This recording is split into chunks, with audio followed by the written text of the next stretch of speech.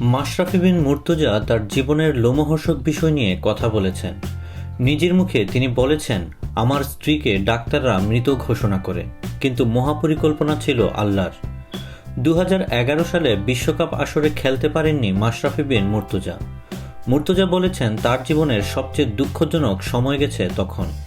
বিশ্বকাপ থেকে বাদ পড়ার কয়েকদিন পরে জন্ম হয় তার বড় মেয়ে হুমায়রা। মাশরাফিকে নিয়ে লেখা বইয়ে তার দেওয়া সাক্ষাৎকারে উল্লেখ আছে এই বিষয়ে বিস্তারিত। মাশরাফি সেখানে বলেছেন, দল থেকে বাদ পড়ার একটা লাভ হয়। আমার স্ত্রীকে ডাক্তাররা ক্লিনিক্যালি মৃত ঘোষণা করে, তখন আমি ওর কাছে না থাকলে ওর অবস্থা কে কাছে থেকে বুঝতো। মাশরাফি বলেন, আল্লাহর মহাপরিকল্পনা ছিল।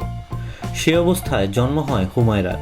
তার মতে দল থেকে বাদ পড়ার কারণে পরিবারের সাথে থাকতে পেরেছেন তিনি।